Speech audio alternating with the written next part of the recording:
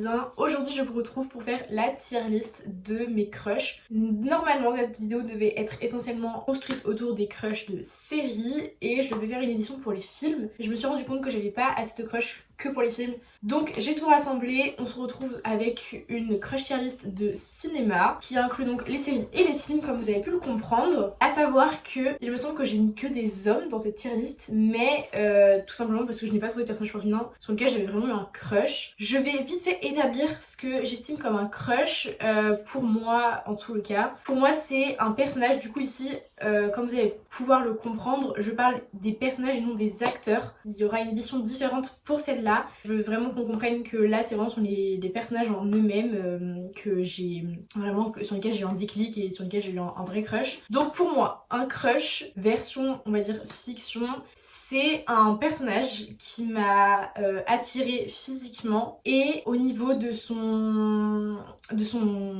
personnage en fait, de son caractère, de ses attraits, de ses atouts, de ses défauts, de ses qualités. Je parle pas seulement du physique. De toute façon vous allez quasiment voir qu'à chaque fois j'ai des justifications qui sont généralement, qui vont au-delà du physique généralement. Il y en a peut-être un ou deux où ça s'arrête sur le physique. Pour les fictions, enfin pour les personnages fictionnels c'est pas tant étonnant que ça. Vous verrez que dans l'édition des personnes réelles ce sera un peu plus développé que simplement le physique. Donc voilà, j'ai sélectionné des crushs que j'estime à aujourd'hui toujours avoir. Il y en a que j'ai pas mis parce que j'en ai eu pendant, enfin j'ai eu un crush sur eux pendant un certain temps mais c'est plus d'actualité. Il y en a qui sont plus forcément d'actualité, genre sur lesquels je crush plus vraiment actuellement, mais quand je les revois je suis en mode ok c'est bon, genre vraiment j'ai toujours un peu le béguin pour ce personnage. Il y en a d'autres je les ai pas mis parce que ce béguin je l'ai plus, enfin vraiment typiquement. Pour exemple, j'ai longtemps eu un crush sur Diego dans Tamara, ce qui n'est absolument plus du tout le cas aujourd'hui. Si on me présente le personnage à nouveau aujourd'hui pour la première fois, je pense pas que j'aurai le béguin pour ce personnage. Et à contrario, vous allez voir qu'il y a des personnages, vous me les présentez, j'aurai toujours une raison de vous dire oh my god, waouh. Avec le recul, même en ayant grandi, même en ayant vu des films pour certains il y a quelques années déjà,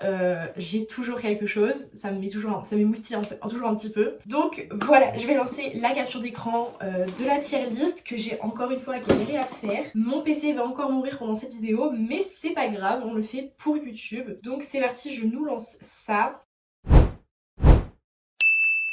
À savoir que nous avons donc 5 catégories, pardon. Et nous avons 2, 4, 6, 8, 10, 12, 14, 16, 18 personnages à classer aujourd'hui. Voilà, honnêtement, j'ai pas encore commencé à réfléchir à qui j'allais mettre où. Donc on va les prendre un par un dans l'ordre. Donc nous avons pour la première catégorie, en partant du bas toujours, Lover. Nous avons ensuite The One, King of My Heart, But I Love Him et Interstellar. Donc comme vous aurez pu le remarquer, les 4 premières catégories sont des noms de chansons de Taylor Swift qui à mon sens reflètent plutôt bien au niveau du titre le béguin que j'évalue pour le personnage. Et Interstellar, en fait, je vous explique, j'ai en français créé une expression propre à mon sens qui est un crush intersidéral. C'est-à-dire que c'est une personne ou un personnage sur lequel, waouh, vraiment vous me perdez littéralement. Donc il y en aura pas beaucoup, je suis même pas sûre qu'il y en ait dans cette liste, mais je l'ai créé cette tier list pour l'autre ou les autres tier list à venir dans ce registre-là. Donc pas sûr qu'il y en a un qui soit dedans, mais voilà, c'est pour vous donner un peu au fur et à mesure des vidéos que vous verrez une espèce de système de comparaison. Voilà, on va passer sur ce sujet directement en commençant avec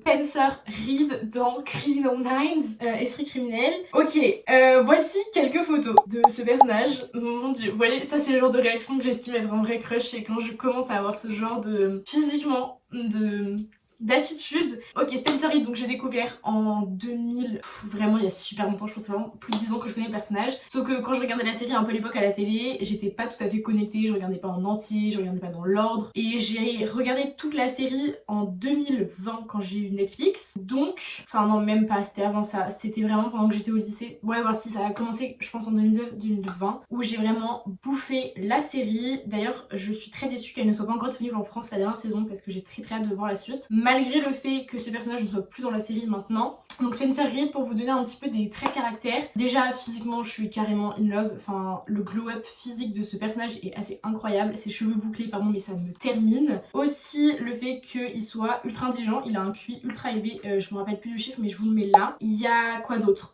vraiment son background, en fait il me fait un peu pitié dans plein de trucs, il me fait trop de la peine. C'est pas de la pitié, c'est de la peine. J'ai toujours de la compassion pour lui tellement il a vécu des trucs durs, sa mère elle est schizophrène, il a une petite amie amie qui s'est fait dézinguer devant lui, enfin pardon mais le mec a vécu des trucs vraiment super durs et il se relève toujours, il est toujours ultra investi dans son travail, avec ses amis, il est extrêmement proche de ses amis, donc pour moi c'est quelqu'un de vraiment waouh. Donc j'avais dit qu'il n'y en aurait pas forcément, mais je vous annonce que Spencer Reid fait partie de mes crushs intersidérales fictionnels. Je suis abonnée au compte de l'acteur et je suis pas non plus abonnée à des comptes fans etc du personnage ni de l'acteur etc, mais je vous avoue quand je regarde la série je bave fortement, enfin en tout cas je bavais fortement jusqu'à ce que le personnage ne soit plus existant, mais voilà. Ensuite nous avons Tony Stark, et je précise bien Tony Stark et pas Iron Man. J'ai pour moi fait la distinction entre les deux, pour moi c'est encore vraiment deux personnes différentes. Iron Man est extrêmement stylé, ça je n'ai rien à redire là-dessus, mais je parle vraiment de Tony Stark en lui-même.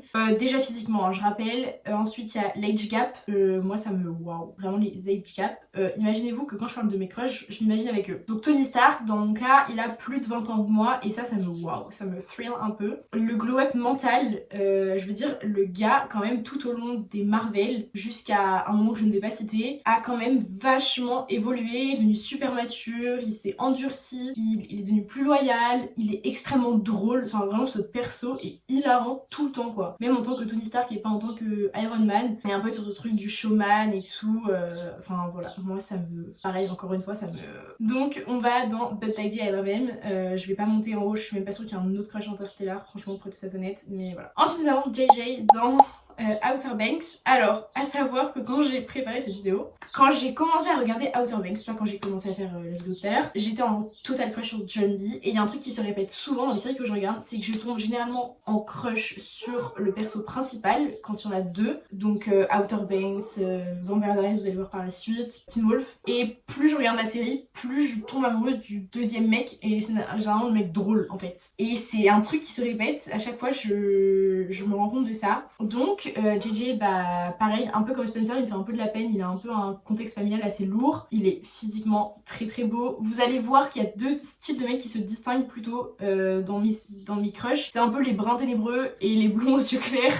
C'est un peu les antipodes à chaque fois, quoique physiquement ils sont tous à peu près dans la même vibe généralement. Je ne sais que dire d'autre, enfin le mec a quand même tout fait pour sa meuf, il est allé jusqu'au bout, pour ses potes il va jusqu'au bout tout le temps, il est méga loyal de ouf. Mais j'ai pas un crush aussi énorme sur JJ que j'ai sur Tony Stark, donc il va aller juste en dessous dans King of My Heart. Nous avons ensuite Peter Kavinsky. Comment vous dire vraiment que j'ai bavé sur ce mec, et je pense qu'à l'époque, alors c'est même sûr, j'ai été en crush fortement sur Noah Centineo qui est donc l'acteur. J'avais même ce mec en fond d'écran sur mon téléphone, enfin c'est vraiment un niveau de waouh. J'ai vraiment regardé la saga À tous les garçons que j'ai aimé 1600 fois sans rire, surtout le premier volet, et gros crush sur Peter Kavinsky quoi, enfin... Donc là la photo que j'ai c'est une photo du volume 2, et qu'est-ce que le mec est beau. Il est attachant, il est prudent, il est attentif, il est patient, il est sportif, il est beau physiquement. Enfin... Moi j'aime beaucoup ce genre de mec. Je suis en train de me dire en vrai de vrai que JJ j'ai oublié le même tas parce que Peter Kavinsky c'est quand même ici. C'est dur, vraiment je déteste devoir les mettre tous sur des pieds différents, ça me brise le cœur. Ensuite on retrouve Justin. Ok, Justin pour ceux qui n'ont pas regardé, c'est la série Spanning Out sur Netflix disponible depuis 2020. Il n'y a qu'une saison puisqu'elle a été annulée après. Extrêmement déçue d'ailleurs qu'il y ait pas de saison au passage numéro 2, mais non, Netflix a des petits problèmes avec la gestion de budget. Je saurais pas expliquer pourquoi. C'est ça qui est fou. Alors physiquement déjà il y a un truc, mais il y a aussi je pense l'évolution psychologique du personnage qui au départ est vraiment ultra arrogant, qui comprend rien, qu'on a rien à foutre de tout, qui est pété de thunes et voilà, et à la fin en fait on trouve quand même quelqu'un de plutôt attachant etc. Donc je pense que ça va être à peu près au même niveau que JJ parce que j'ai pas non plus jamais eu de fond d'écran de lui. Alors pour savoir au fait, enfin, juste pour l'info, les 3 premiers crushs que j'ai mis, donc Spencer Reid, Tony Stark et Peter Kavinsky, j'ai eu des fonds d'écran soit de l'acteur soit du personnage pendant quelques semaines voire quelques mois. À savoir que la 4ème ligne absolument pas, donc je sais pas si ça va être un truc qui va se voir par la suite. On retrouve ensuite, oh my god, On retrouve Dexter.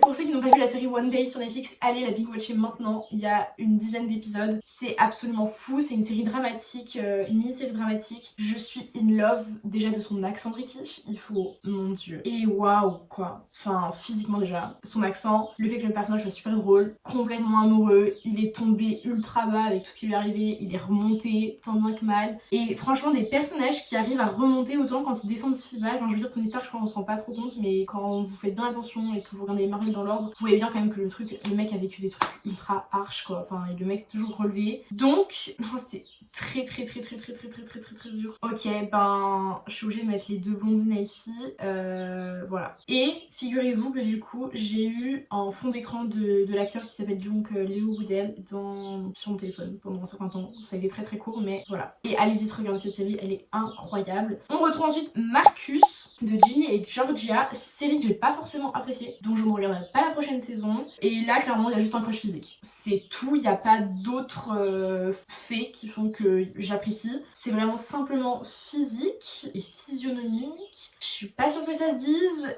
Je sais pas où le mettre. Je pense que ça va aller là. Parce que je peux pas non plus le mettre au niveau de personnages que j'apprécie pour d'autres raisons. Si là vraiment c'est que pour mon physique, je peux pas le mettre plus haut. Enfin, je trouve que ce serait un peu déloyal. Donc je vais le laisser là. Mais cette mèche qui retombe, quelque chose, hein, c'est quelque chose. Nous retrouvons ensuite Deluca de la série Grey's Anatomy qui a été, attention je spoil, l'amant de Meredith Grey et qui est mort en voulant sauver une fille d'un trafic d'organes. Je ne suis pas encore arrivée à sa mort mais je sais pertinemment que ça va arriver. Bon, déjà il y a du physique et il y a le fait que sa relation avec Meredith Grey l'a vachement fait évoluer, je trouve, psychologiquement. Et puis pareil, il a un contexte familial encore une fois absolument. En fait je crois vraiment que j'ai un problème avec les dérangés du cerveau.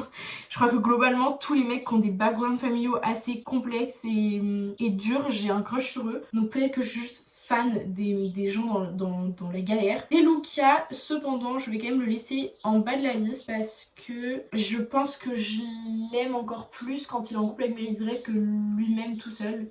Voilà, mais ça n'empêche que j'apprécie vraiment voir les personnages évoluer. Donc voilà. On va arriver sur un sujet tabou qui est le personnage d'Arden Scott dans la saga After. Pour ceux qui n'ont pas regardé, occupez-vous-en maintenant. Les 4 derniers chapitres, volumes, volets, appelez comme vous voulez, sont disponibles sur Prime Video. En revanche, le premier, il faudra le louer en plus de payer un abonnement. Comment justifier ce choix? Déjà, physiquement, finalement le genre de mec qui me plaît. En revanche, on va pas s'y mytho, les volets 3, 4, 5 physiquement, c'est plus trop mon délire. Enfin, quoique jusqu'au 3, ça va encore. C'est les volets 4 et 5 où je suis pas trop fan physiquement de la personne que ça devient. Non, vraiment, dans le premier, le fait qu'ils soient encore ultra jeunes, parce qu'il a quand même pris 5 ans entre les premiers et le dernier volet, bah, il y a un espèce de charme innocent, un truc de fou. Le fait qu'il soit brun, qu'il ait des tatouages, ça vraiment, ma vibe de ouf. Mec un peu mystérieux, sur lequel on a envie de tout savoir, ça c'est pareil, ça me matrix. Mais je ne serais pas en mesure de justifier le fait qu'il ait une relation ultra malsaine avec sa copine. Mais je dois prendre le personnage tout seul, donc si on enlève le fait qu'en vrai de vrai, il est pas le seul responsable de la situation dans laquelle il a vécu ça, ça va être dans King of My Heart parce que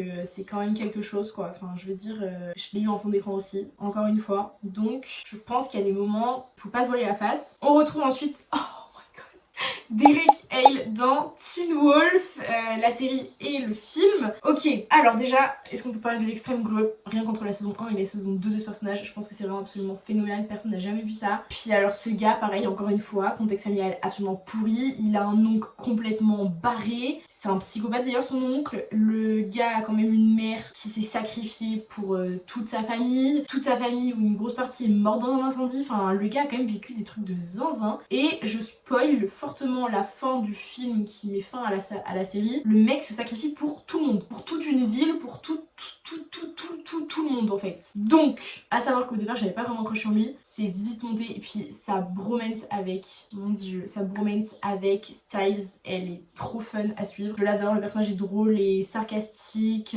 il a du courage, il a du charisme, c'est vraiment fou. Mon dieu, je pensais pas le mettre aussi haut, mais avec tout ce que je suis en train de vous déblatérer, j'ai l'impression qu'il a sa place ici.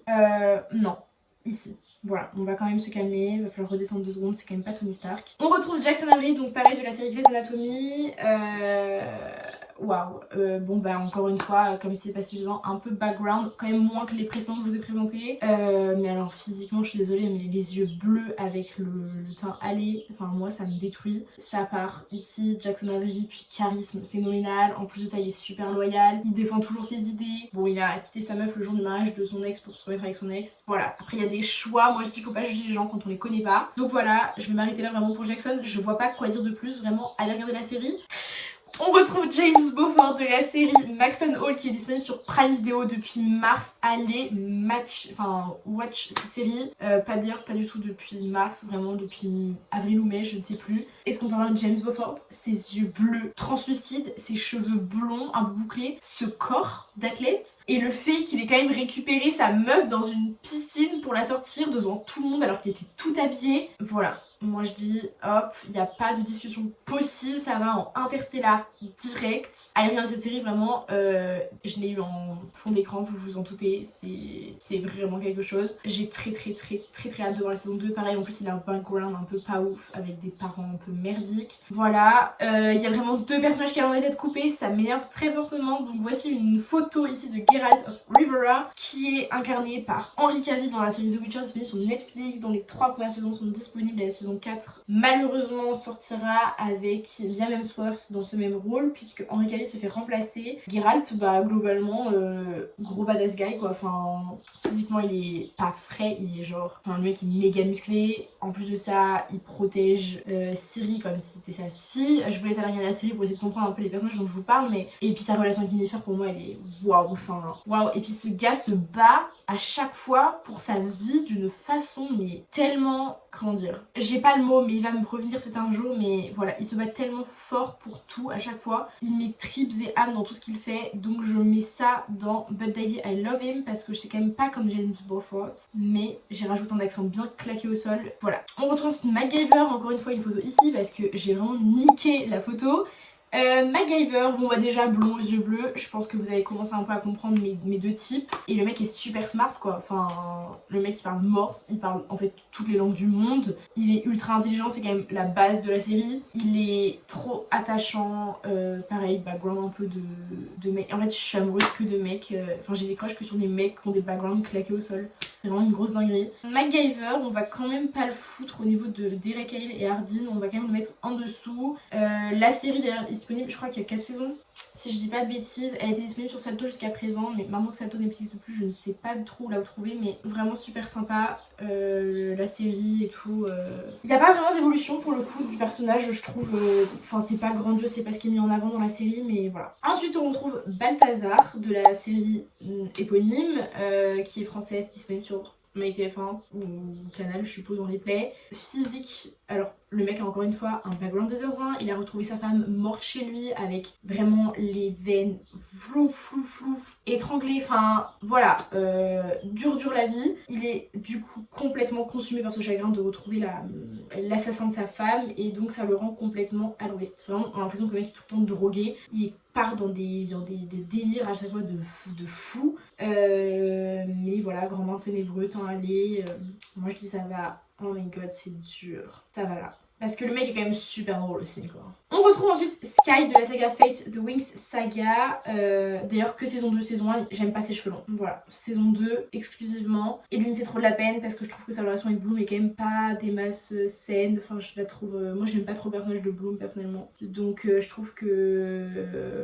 voilà, je trouve ça un peu tristus. Encore une fois, background de fou, son père est censé être mort. Et en fait non, genre plot twist de zinzin. Et là c'est vraiment physique et le fait de savoir que vraiment il se bat corps et âme pour sa relation amoureuse, moi ça me... Moi les mecs comme ça me... Waouh, c'est quelque chose. Donc ça part ici. En vrai je pensais pas que ça montrait si haut. Donc je vais quand même le mettre là parce que je suis quand même pas sûre. C'est dur vraiment. Mais il se bat tellement pour sa relation amoureuse. Si ça mérite King of My Heart. C'est juste que j'ai jamais été confrontée à les comparer les uns aux autres. Donc je suis un peu dans le déni là. Ok, avant-dernier. Mon dieu, pardon, excusez-moi. On retrouve Nick de la saga à venir à Contresens, qui est d'ailleurs le premier volet est disponible sur Prime Video. Deuxième volet sorti en décembre, on attend encore la date précise. Nick incarné par Gabriel Guevara, bah pareil, encore une fois un background un peu de... pas de fou, mais bon, sa mère l'a abandonné, elle a a eu un autre enfant après, donc lui il doit s'occuper. C'est vraiment, voilà, le mec est brun avec les yeux foncés, il est ultra bien gaulé physiquement, il a des tatouages, il fait des courses de voiture, enfin vraiment je pourrais baver devant vous, ça me dérangerait pas. Nick ça va en haut quoi, puis comment il protège Noah, enfin moi ça vraiment je vous jure j'ai un truc avec les mecs qui protègent leur relation et leurs meufs qui vraiment me waouh. Et du coup je suis en train de me dire en vrai Spencer Reid, maintenant que je le vois, je pense que je vais plutôt le mettre là. Ça me paraît plus fair de faire comme ça. Et nous retrouvons avec le dernier personnage qui est donc ni plus ni moins que Damon Salvatore de la saga, enfin de la série pardon, Vampire Diaries, disponible sur Netflix et Prime Video. Pour ceux qui sont intéressés, 8 saisons, 171 épisodes, beaucoup trop fan de cette série d'ailleurs que je suis en train de continuer parce que je l'ai recommencé il n'y a pas très longtemps. Alors, bon déjà le physique, hein, yeux bleus translucides, brun, grand, musclé, bien foutu, ultra sarcastique, ironique, évolution mentale de fou malade entre la première et la 8ème saison, complètement in love de Elena. Ça pareil, encore une fois je le répète pas assez, mais ça me crève le cœur de voir des gens aussi investis dans leur relation amoureuse, au point que même des fois ça en devient malsain, hein. Mais je trouve que c'est quand même mieux des gens comme Devon que Hardin dans certaines relations amoureuses, hein. Enfin bref, ultra fidèle, loyal à tous les gens à qui il a un lien particulier. Je pense par exemple à sa relation amicale avec Bonnie qui est extrêmement développée dans la saison 6 il me semble, ou est-ce qu'ils sont enfermés dans la prison du temps là, ou c'est la 7, je sais plus trop. Voilà bref, ça me coupe le souffle quoi. Et j'ai au passage une photo avec l'acteur, je peux vous la montrer, elle est juste là. Parce que je n'ai pas fait de vidéo sur YouTube pour ça, mais j'ai rencontré l'acteur donc qui est Yann Sommerhalder, ouch, en convention ça m'a coûté un bras, un rein et une jambe. La preuve en est, je n'ai plus de membres. Et donc ici vous avez donc l'acteur de son frère qui est Paul Wesley dans la série qui joue Stephen. Initialement d'ailleurs personnage principal de la série, hein. Voilà, et au passage, pour ceux que ça intéresse, Yann Sommerhalder qui donc incarne Damon Salvatore dans la série Vampire Diaries a vécu une histoire d'amour avec sa co-actrice avec qui il était en couple dans la série, qui était donc ni plus ni moins que Nina Dobrev, qui incarnait le rôle de Elena Gilbert, second personnage principal. Je suis désolée mais je remets mon cadre droit.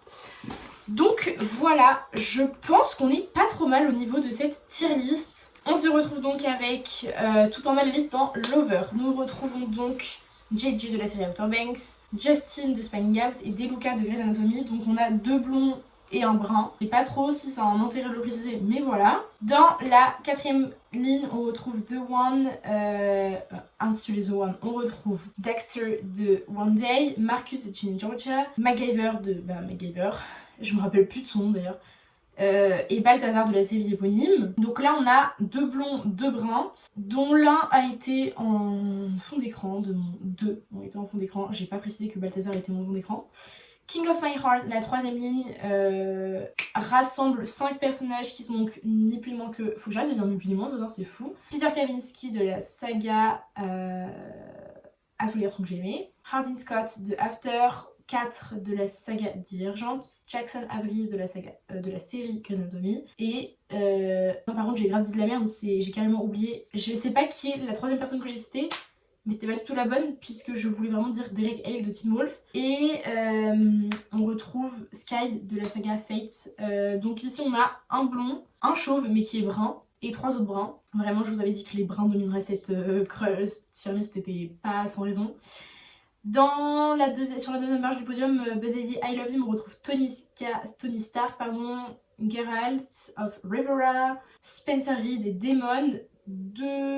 3 bruns, dont un qui est plutôt châtain foncé et un espèce de blond un peu chelou que je ne saurais ni nommer. Et dans le crush interstellaire, mais là, ce qui est fou c'est qu'on a vraiment 2 mecs complètement différents pour la première marche du podium. On a vraiment un blond aux yeux translucides, dont le mode de vie est extrêmement sain, ultra riche et huppé, mais ultra bon à l'école, etc. Et à côté on a vraiment le bad boy par définition, brun, avec les yeux foncés, qui fait des courses de voiture mais quand même qui est pété de thunes, qui est super bien gaulé aussi. Donc ça me fume vraiment de retrouver 2 physiques et 2 personnages aussi différents. tout en haut de cette liste. Voilà, et bien écoutez, je vous laisse me donner votre avis dans les commentaires, si jamais vous émettez des opinions différentes, ou même si vous avez vous-même une tier list de ces crushs fictionnels que l'on admire tout au long de nos journées et de nos soirées, à me soumettre en commentaire. Je serais ravie d'aller voir ça. Et on se retrouve très prochainement pour une autre vidéo et pour une autre édition de cette tier list qui sera donc avec de vraies personnes, ou peut-être une autre édition que je ne vous dévoile pas encore. On verra bien comment ça se déroule. Voilà, je vous dis à très bientôt et j'espère que cette vidéo vous aura plu. Salut! C'est à moi qui viens de terminer la vidéo et qui a la flemme de tout recommencer pour vous dire que j'ai carrément oublié de mettre le personnage de 4 que j'ai confondu donc avec Derek tout à l'heure dans une des colonnes qui me semble, enfin une des lignes qui me semble était la 3e. Je l'ai cité mais j'en ai pas parlé, du coup il s'agit de 4 de Divergente que si j'avais à mettre quelque part, je mettrais dans la même ligne que du coup Derek, la 3e, King of My Heart, parce qu'il est trop beau et qui protège sa relation actrice au détriment de tout le reste de sa vie et de même sa survie. Voilà, avec un background un peu de fou aussi. Je vous laisse d'ailleurs aller voir la saga Divergente, elle est absolument incroyable. Et je vous laisse bien évidemment aller voir les autres vidéos si ça vous intéresse de ma chaîne et puis on se retrouve très très bientôt. Salut!